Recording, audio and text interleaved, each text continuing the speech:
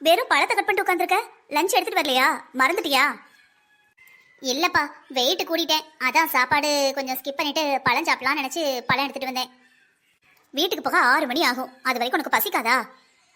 என்ன பண்றது, வெயிட் அதிகமாயிடுச்சு, வயிறு பெருசாயிடுச்சு, பார்க்கவே ஒரு மாதிரி இருக்குடி. கான்ஃபிடென்ட்டாவே இல்லை. அதான் எப்படியாவது அட்ஜஸ்ட் பண்ணி ஒரு 2-3 மாசத்துல கொஞ்சம் மட்டும் குறைச்சிடணும்.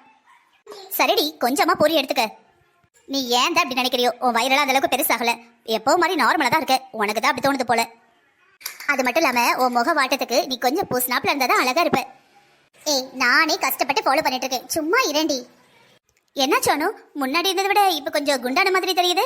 எக்ஸசைஸ்லாம் பண்றது இல்லையா? சாப்பாடுலாம் பார்த்து சாப்பிடுப்பா, ஆயில்லாம் கம்மி பண்ணு. ராமி, ஃபர்ஸ்ட் நீ ஒன்ன பாரு சரியா? ஆனும் எப்பவும் இருக்கிற மாதிரி தான் இருக்கா. அது ஒன்றும் குண்டா இல்லை, உன் கணக்கு தான் அப்படி தெரியும் போல. நீ தான் முந்தி இருந்ததை விட மெலிஞ்சுக்கிட்டே போற. ஏதோ டிபி இருக்கிற மாதிரி இருக்கு. டிபி அதனை டியூபர்குலோசிஸ் சொல்லுவாங்களே, டிபி. சரி, கரெக்டாக சொல்லிட்டேன். அந்த மாதிரி இருக்க. உடம்பு என்னன்னு பாரு. ஹாஸ்பிட்டலில் போயிட்டு எதுக்கு ஒரு பிளட் டெஸ்ட் கொடுத்துட்டு வந்துரு.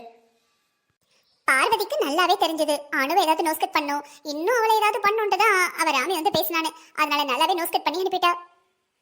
நான் சொன்னேன்ல இப்ப குண்டா இருக்கேன்னு. நீயும் எங்க அம்மாவும் தான் நம்பவே மாட்டேன்ட்டீங்க. இப்ப பாரு, ராமி வேற சொல்லிட்டு போறா. அவளுக்கு எப்படி தெரியும் நான் குண்டானது? தெரிய போய் தானே சொல்றா. எப்படியாவது 3-4 மாசத்துல வெயிட்ட குறைச்சே தீரணும்.